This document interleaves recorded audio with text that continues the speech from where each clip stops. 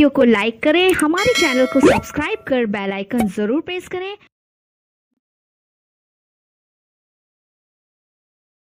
Everyone, welcome you to V2M classes. तो पिलामाने target OSTT ପାଇଁ class ଚାଲୁ ଅଛି। ଆଜି ହେଉଛି କ୍ଲାସ୍ 27। ଆପଣଙ୍କର ଆଜିକାର ଯୋଉ କଣ୍ଟେଣ୍ଟ ହେଉଛି କାର୍ଲ ରୋଗର୍ସ ଥିଓରି, ଯୋଉଟା କି ହ୍ୟୁମାନିଷ୍ଟିକ୍ ଆପ୍ରୋଚ୍ ଥିଓରି, ଆଜି ଆମେ ଡିସ୍କସ୍ କରିବା।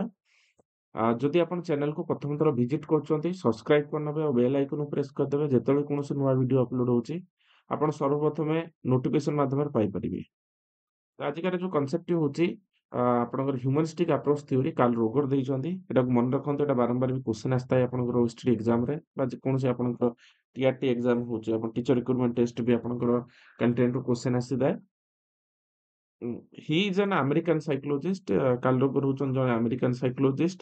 He born on 18th January 1902 and died on 4th February 1987 ରେ ମୃତ୍ୟୁବରଣ କରିଥିଲେ। ତ ୟା ପରେ ଯଦି କ୍ୱେଶ୍ଚନ୍ ଆସିଲା ଆପଣ ଆରାମସେ ବି କ୍ୱେଶ୍ଚନ୍ ଆନ୍ସର ଦେଇପାରିବେ। According to him, human personality of a person revolve around the self concepts. କିଏ କହିଥିଲେ ନା କାର୍ଲ ରୋଗର କହିଥିଲେ ଯେ according to him, human personality of a person revolve around the self concept. ତା ମାନେ ଗୋଟେ ମଣିଷର ସେଲ୍ଫ କନସେପ୍ଟଟା ତା ଚତୁଃପାର୍ଶ୍ୱ ହେଇ ଘୁରି ବୁଲେ। କାହିଁକିନା ସିଏ ହ୍ୟୁମାନ ଗୋଟେ ମଣିଷ ହଉଛି ସାମାଜିକ ପ୍ରାଣୀ, ସେ ସମାଜରେ ବସବାସ କରିଥାଏ। ତେଣୁ ସେଠି କଣ ହେଇଥାଏ ନା ତାର ଯୋଉ ପର୍ସନାଲିଟା ଯାହାର ବା ସେଲ୍ଫ କନସେପ୍ଟଟା ତା ଚତୁଃପାର୍ଶ୍ୱରେ ହେଇ ଘୁରି ବୁଲେ। ଯେମିତିକି ଆପଣମାନେ ବିଏଡ୍ କରୁଛନ୍ତି, ବର୍ତ୍ତମାନ ଏଇ ଓଏସଟିଟି ଦଉଛନ୍ତି, ଆଗାମୀ ଦିନରେ ଟିଚର ହେବେ। ତ ଆପଣଙ୍କ ଗୋଟେ ସେଲ୍ଫ କନସେପ୍ଟ ଆପଣ ଚତୁଃପାର୍ଶ୍ୱରେ ହିଁ ଘୁରି ବୁଲୁଛି, ଆପଣ ଆଗାମୀ ଦିନରେ ଗୋଟେ ପ୍ରଫେସନକୁ ଯିବାକୁ ଚାହୁଁଛନ୍ତି। ତ ଏଇଟା ଏଇ ଯୋଉ ଷ୍ଟେଟମେଣ୍ଟଟା କିଏ ଦେଇଥିଲେ ନା କାର୍ଲ ରୋଗର ଦେଇଥିଲେ। This approach mainly deals with the understanding of human behaviour. ମଣିଷର ଯୋଉ ବିହେଭିୟରକୁ ବୁଝିବା ପାଇଁ ଏଇ ଆପ୍ରୋଚଟା ବା ଏଇ ଥିଓରିଟା କାର୍ଲ ରୋଗର ଦେଇଛନ୍ତି। In 1951 he published his major work, ହଁ ଯୋଉ କ୍ଲାଇଣ୍ଟ ସେଣ୍ଟର ଥେରାପି, ଯୋଉଟା କି ମନେ ରଖିଥାନ୍ତୁ ମେଜର ୱାର୍କ ସେ ଗୋଟେ ପବ୍ଲିଶ କରିଥିଲେ।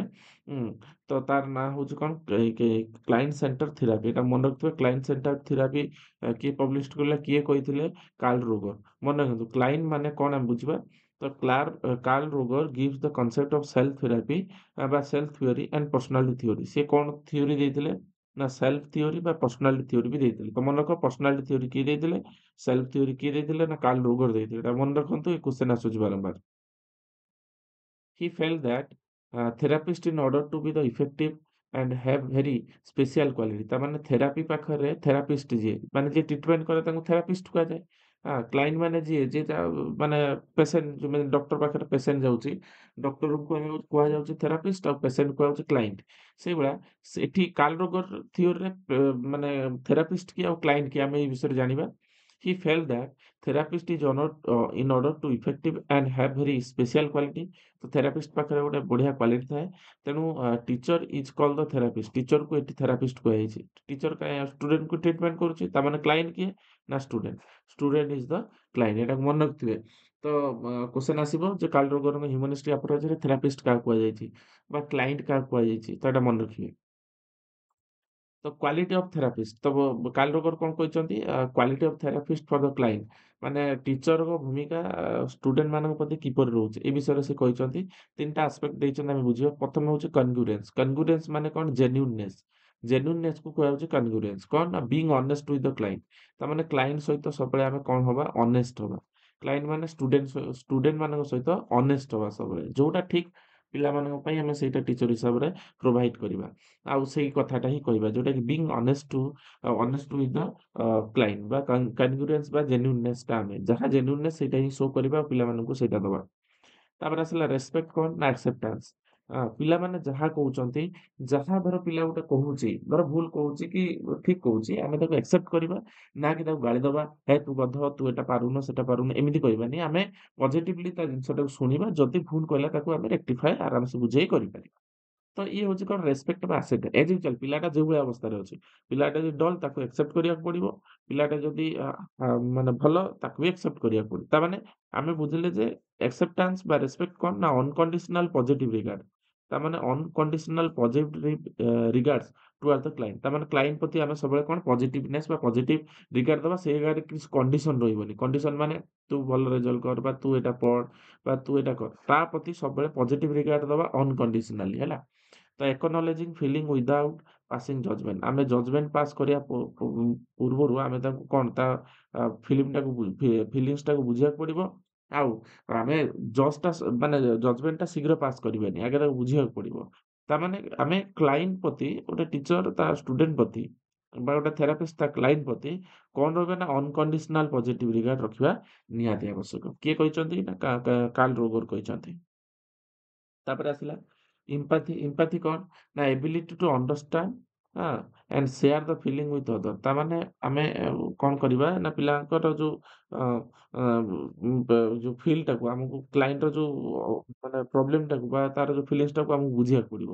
ହଁ, ତ ability to feel the what the client feel. ତାମାନେ ପିଲା ଯାହା ଫିଲ୍ କରୁଛି ଗୋଟେ ଟିଚରକୁ ଫିଲ୍ କରିବାକୁ ପଡ଼ିବ। ତ ability to understand share the feeling with others. ତାମାନେ କ୍ଲାଏଣ୍ଟ ସହିତ ଟିଚର କ'ଣ କରିବ ବା ଥେରାପିଷ୍ଟ କ'ଣ କରିବ ନା ତାର ଫିଲିଂଟାକୁ ସେୟାର କରିବ ବା କ୍ଲାଏଣ୍ଟର ଫିଲିଂଟାକୁ ସିଏ ବି ଆକ୍ସେପ୍ଟ କରିବ। ସେଇଟାକୁ ହଉଛି ଏମ୍ପାଥି। ତାମାନେ ଏଇ କ୍ୱାଲିଟିଟା ଥେରାପିଷ୍ଟ ବା ଟିଚର ପାଖରେ ରହିବା ଦରକାର। କିଏ କହିଛନ୍ତି?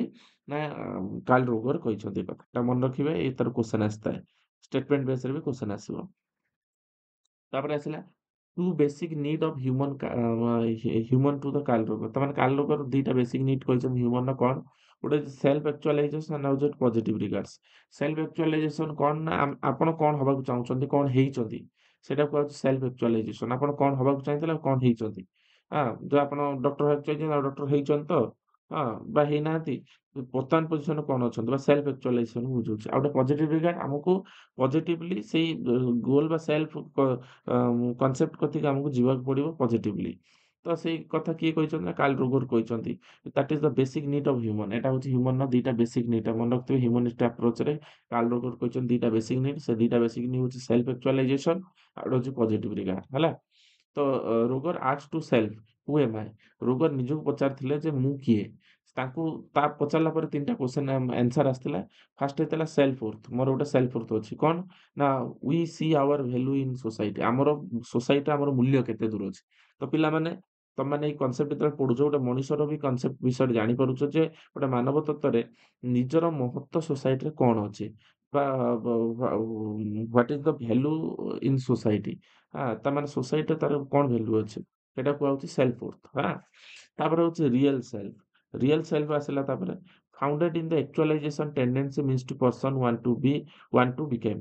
ତାମାନେ ମଣିଷ ତା ସ୍ୱପ୍ନ କ'ଣ ଦେଖିଥିଲା, କ'ଣ ହବାକୁ ଚାହୁଁଥିଲା, କ'ଣ ଗୋଟେ ପ୍ରଫେସନରେ ରହିବାକୁ ଚାହୁଁଥିଲା। ଦ୍ୟାଟ୍ ଇଜ ଦ କ'ଣ ଟେଣ୍ଡେନ୍ସି ମିନ୍ସ ଟୁ ବା ସେଲ୍ଫ ଆକ୍ଚୁଆଲାଇଜେସନ ବୁଝଉଛି ବା ଗୋଟେ ରିଏଲ ସେଲ୍ଫ ବୁଝଉଛି। ଗୋଟେ ପିଲାଟେ ଟିଚର ହବାକୁ ଚାହୁଁଥିଲା। ବିଟ୍ କଲା ପରେ ସେ ଟିଚର ହେଇଛି ନା ହେଇନି? ଯଦି ହେଇଯାଇଛି, ସେ ସେଇ ପୋଜିସନରେ ପହଞ୍ଚିଛି। ଯଦି ପହଞ୍ଚି ନାହିଁ, ତାହେଲେ ଆଉ ଅଲଗା କୋଉ ପୋଜିସନରେ ଅଛି। ତାମାନେ ରିଏଲ ସେଲ୍ଫଟା ହଉଛି କ'ଣ, ମାନେ ହ୍ୱାଟ ମାନେ person what he want to become. କ'ଣ ହବାକୁ ସେ ଚାହୁଁଥିଲା। ହେଲା। ତାମାନେ ସେଇଟା କୁହାଯାଉଛି ରିଏଲ ସେଲ୍ଫ। ଆଉ ଆଇଡିଆଲ ସେଲ୍ଫ କ'ଣ? ମାନେ ତାର ଆଇଡିଆଲ ସେଲ୍ଫ ମାନେ ହଉଛି what you want to become. ହାଁ, ତାମାନେ person you want to become, କ'ଣ ହବାକୁ ଚାହୁଁଛି। ଆଉ ଆଇଡିଆଲ ସେଲ୍ଫ ମାନେ କ'ଣ? ରିଏଲ ସେଲ୍ଫ ମାନେ ହଉଛି କ'ଣ? ଏଠି ଟିକେ ସେ ଲେଖା ହେଇଛି, ଟିକେ ଏପଟ ସେପଟ ଅଛି। ମାନେ ପର୍ସନ ଆକ୍ଚୁଆଲି କ'ଣ ହେଇଯାଇଛି, ଏଇଟା ହଉଛି ରିଏଲ ସେଲ୍ଫ। ହେଲା। ତାପରେ ହଉଛି ଆଇଡିଆଲ ସେଲ୍ଫ ମାନେ ସିଏ କ'ଣ ହବାକୁ ଚାହୁଁଥିଲା। What you want to become, କ'ଣ ହବାକୁ ଚାହୁଁଥିଲ। ଯେମିତିକି ଆମେ କହୁଛନ୍ତି କ'ଣ, ନା ଗୋଟେ ପିଲାଟେ ଟିଚର ହେବା ପାଇଁ ଚାହୁଁଥିଲା, ଟିଚର ହେଇଛି କି ନାହିଁ। ଯଦି ହବାକୁ ଚାହୁଁଥିଲା ଟିଚର, ଯୋଉଟାକି ଆମେ କହୁଛନ୍ତି କ'ଣ ହବାକୁ ଚାହୁଁଥିଲା ଆଉ ହେଇଛି କ'ଣ, ବର୍ତ୍ତମାନ ଷ୍ଟେଜରେ କ'ଣ ଅଛି, ଦ୍ୟାଟ୍ ଇଜ୍ ରିଏଲ ସେଲ୍ଫ। ଆଉ କ'ଣ ହବାକୁ ଚାହୁଁଥିଲା ଭବିଷ୍ୟତରେ, ଗୋଟେ ଜଣକୁ ଆଇଡିଆଲ ଭାଲି ଭାବିଛି, ଗୋଟେ ତାଙ୍କ ଟିଚରକୁ ଭାବିଛି ଯେ ମୁଁ ତାଙ୍କ ଭଳିଆ ଜଣେ ଟିଚର ହେବି ଭବିଷ୍ୟତରେ। ବା ଗୋଟେ ଡକ୍ଟର ଦେଖିକି ଗୋଟେ ପିଲାଟେ ଭାବିଛି ମୁଁ ଡକ୍ଟର ହେବି ଏଇଭଳିଆ। ହଁ, ତ ଏଇ ଯୋଉ ଭାବିଛି ହବାକୁ, ସେଇଟା କୁହାଯାଉଛି ଆଇଡିଆଲ ସେଲ୍ଫ। ଆଇଡିଆଲ ଦେଖିଛି, ଆଇଡିଆଲିଟି ଦେଖିଛି। ହେଲା। ଆଉ ରିଏଲ ସେଲ୍ଫ ମାନେ ହଉଛି କ'ଣ, କ'ଣ ଆକ୍ଚୁଆଲି ପୋଜିସନରେ ଅଛି। ଯଦି ଡକ୍ଟର ପୋଜିସନରେ ଅଛି ଅଛି, ଯଦି ଅଲଗା କୌଣସି ପୋଜିସନରେ ଅଛି ଅଛି। ସେଇଟା କୁହାଯାଉଛି ରିଏଲ ସେଲ୍ଫ। ଏଟାକୁ ବୁଝି ନିଅନ୍ତୁ। ତାପରେ ଆମେ ଆସିବା Roger also get the concept of positive negative self concept. ତାମାନେ ସିଏ କ'ଣ କହିଛନ୍ତି, ନା ଗୋଟେ ମଣିଷ ଭିତରେ ଗୋଟେ ପଜିଟିଭ ଆଉ ନେଗେଟିଭ ସେଲ୍ଫ କନସେପ୍ଟ ରହିଛି। ପଜିଟିଭ କ'ଣ, ଯଦି ସିଏ ସେଇଟା ହବାକୁ ଚାହୁଁଥିଲା, ଟିଚର ହବାକୁ ଚାହୁଁଥିଲା, ଟିଚର ହେଇଗଲା। ନେଗେଟିଭ ମାନେ ହବନି, ବହୁତ ପ୍ରୋବ୍ଲେମ ଅଛି, ବହୁତ ପରୀକ୍ଷା ଦେବାକୁ ପଡ଼ିବ। ତ ଏଇଟା ହଉଛି ଗୋଟେ ସେଲ୍ଫ କନସେପ୍ଟ, ଯୋଉଟାକି ପଜିଟିଭନେସରେ ଭରିକି ରହୁଛି, ନନ୍ ନେଗେଟିଭରେ ରହୁଛି। ଏଟା କିଏ କହିଛନ୍ତି? ନା କାର୍ଲ ରୋଗର କହିଛନ୍ତି। ତ positive self concept gives you the confidence. Positive ରହିଲେ ସବୁବେଳେ କନଫିଡେନ୍ସ ମିଳିବ, ଆଇଡେଣ୍ଟିଟି ମିଳିବ। ବଟ୍ ନେଗେଟିଭ ରହିଲେ କ'ଣ ମିଳିବ? ଅନହ୍ୟାପି, ଖୁସି ମିଳିବ ନାହିଁ, ଆଉ ବର୍ଡନ ସବୁବେଳେ ଫିଲ୍ କରିବେ। ବର୍ଡନ ଫିଲ୍ କରିବେ। ହେଲା। ତାପରେ କାର୍ଲ ରୋଗର କଣ କହୁଛନ୍ତି ନା he also get the concept of ideal ଆଉ ରିଅଲ ସେଲ୍ଫ ର କନସେପ୍ଟ ଦେଇଛନ୍ତି ଅଲରେଡି ଆମେ ବୁଝିକି ଆଇଲେ। ରିଅଲ ସେଲ୍ଫ ମାନେ କଣ ଯୋଉଟା ଆମେ ବର୍ତ୍ତମାନ ଅଛନ୍ତି ହେଇଛନ୍ତି। ଆ, ଆଉ ଆଇଡିଆଲ ସେଲ୍ଫ ମାନେ ଆମେ ପୂର୍ବରୁ କଣ ହବାକୁ ଚାହୁଁଥିଲେ, ଯଦି ଯାହା ହବାକୁ ଚାହୁଁଥିଲେ ସେଥିରେ ପହଞ୍ଚନ୍ତି, ପହଞ୍ଚାରିଛନ୍ତି, ସେଟା ରିଅଲ ସେଲ୍ଫ ହେଇଯାଇଛି। ଯଦି ପହଞ୍ଚି ନାହାନ୍ତି ଅଲଗା କିଛି ହେଇଛନ୍ତି, ସେଟା ବି ରିଅଲ ସେଲ୍ଫ। ମାନେ ଆକ୍ଚୁଆଲି କଣ ଅଛନ୍ତି ବର୍ତ୍ତମାନ। ଆଇଡିଆଲ ସେଲ୍ଫ ଆମେ ପୂର୍ବରୁ କଣ ହବାକୁ ଚାହୁଁଥିଲେ। ତ real self means to person you want to like to be. ତାମାନେ ରିଅଲ ସେଲ୍ଫ ମାନେ କଣ ଏଇଠି ଆମ ଆଇଡିଆଲ ସେଲ୍ଫ ମାନେ କଣ ନା person you would like to be କଣ ହବାକୁ ଚାହୁଁଛି। ବୁଝିଗଲେ। ରିଅଲ ସେଲ୍ଫ ମାନେ person you actually are. Person ମାନେ ତୁ କଣ ହେଇଛୁ ବର୍ତ୍ତମାନ ସେଇଟାକୁ ବୁଝଉଛନ୍ତି। ଆଇଡିଆଲ ସେଲ୍ଫ ଆଉ ରିଅଲ ସେଲ୍ଫ ଏଟା ମନେ ରଖି ଯାଇଥିବେ। ଏଇଟା ଷ୍ଟେଟମେଣ୍ଟ ବେସରେ କ୍ୱେଶ୍ଚନ ଆସେ। ଯଦି ଗୋଟେ ପର୍ସନ କଣ ହବାକୁ ଚାହୁଁଛି ଭବିଷ୍ୟତରେ ଆଇଡିଆଲ ସେଲ୍ଫ ଦେଖିଛି, ଆଉ ଆପଣଙ୍କର ରିଅଲ ସେଲ୍ଫ ମାନେ ବର୍ତ୍ତମାନ କଣ ବନିଛି, ଏଇଟା ହଉଛି ରିଅଲ ସେଲ୍ଫ ହେଲା। ତାପରେ ଦୁଇଟା ଜିନିଷ ଆସୁଛି, ଗୋଟେ ହଉଛି କନଗ୍ରୁଏନ୍ସ, ଗୋଟେ ହଉଛି ଇନକନଗ୍ରୁଏନ୍ସ। ପିଲାଟିର ସେଲ୍ଫ ଇମେଜ ଅଛି, ସେଲ୍ଫ ଗୋଟେ ସେ ଯୋଉଟାକି ଆମେ କହୁଛନ୍ତି କଣ ଆମେ ଆଉ ଗୋଟେ ରିଅଲ ସେଲ୍ଫ ଦେଖିଛନ୍ତି ଯେ ଆମେ ଏଇଆ ହବାକୁ ଚାହୁଁଛନ୍ତି, ଏଇଟା ହଉଛି ରିଅଲ ସେଲ୍ଫ। ସେଲ୍ଫ ଇମେଜ ମାନେ ରିଅଲ ସେଲ୍ଫ। ହଁ, ଆଉ ଆଇଡିଆଲ ସେଲ୍ଫ ଏଠି ଅଛି। କନଗ୍ରୁଏନ୍ସ ମାନେ କଣ ଆମେ କହୁଛନ୍ତି ସର୍ବସମତା। ଇନକନଗ୍ରୁଏନ୍ସ ମାନେ ଅସର୍ବସମତା। ମାନେ ଆମେ ଯାହା ହବାକୁ ଚାହୁଁଥିଲେ ସେ ହେଇଛନ୍ତି ତ, ସେଇ ପାଖାପାଖି ଯାଉଛନ୍ତି ତ, ଦ୍ୟାଟ ଇଜ କନଗ୍ରୁଏନ୍ସ। ଯାହା ଆମେ ଧର ଟିଚର ହବା ପାଇଁ ଚାହିଁଥିଲ, ତମାନେ ଆଜି ବିଇଡି କରି ଓଏସଟିଟି ପରୀକ୍ଷା ଦଉଛ, ତାମାନେ ତମେ କନଗ୍ରୁଏନ୍ସ ଅଛ ବା ସେଇ ଆଡିକି ଯାଉଛ।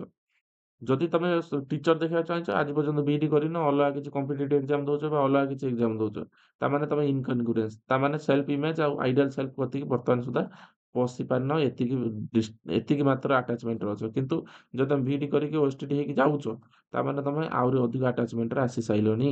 ତାମାନେ ଏଟା କନଗ୍ରୁଏନ୍ସ, ସର୍ବସମତା ହେଇସାଇଲାଣି। ଏଟାକୁ ବୁଝିବାକୁ ଚେଷ୍ଟା କରନ୍ତୁ। ତାମାନେ କଣ, ଯେତେବେଳେ ସେଲ୍ଫ ଇମେଜ ମାନେ ଆମେ କଣ କହୁଛନ୍ତି ନା ସେଲ୍ଫ ଇମେଜ ହଉଛି ତମର ଗୋଟେ ଆଇଡିଆ ମାନେ ରିଅଲ ସେଲ୍ଫ, ଯୋଉଟା କି ତମେ ଆକ୍ଚୁଆଲି କଣ ଅଛ ବର୍ତ୍ତମାନ। ଆଉ ଆଇଡିଆଲ ସେଲ୍ଫ ମାନେ କଣ ହବାକୁ ଚାହୁଁଥିଲ। ତାମାନେ ଯଦି ତମର ଏଟା ସମାନ ହଉନାହିଁ, ବେଶୀ ମ୍ୟାଚ୍ ହଉନାହିଁ, ତାମାନେ ଇନକନଗ୍ରୁଏନ୍ସ ଅସର୍ବସମତା। ତାମାନେ ତମେ ଆଜି ପର୍ଯ୍ୟନ୍ତ ବିଇଡି କରିନ, ବା ତମେ ମାନେ ଏପର୍ଯ୍ୟନ୍ତ ଆଟେମ୍ପ୍ଟ ନେଇନ ଯେ ତମେ ଟିଚରସିପ ହବାକୁ ହେଲେ କଣ କ୍ୱାଲିଫାଏ ହବାକୁ ପଡିବ, କଣ ହବାକୁ ପଡିବ। ଯଦି କନଗ୍ରୁଏନ୍ସ ହେଇଛି, ତାମାନେ ତମେ ତମର ସେଲ୍ଫ ଇମେଜ ଯୋଉ ରିଅଲ ସେଲ୍ଫଟା ଗୋଟେ ଟିଚର ହବାକୁ ଚାହୁଁଛ, ଆଉ ଆଇଡିଆଲ ସେଲ୍ଫ ପାଖାପାଖି ମ୍ୟାଚ୍ ହବାକୁ ଯାଉଛି।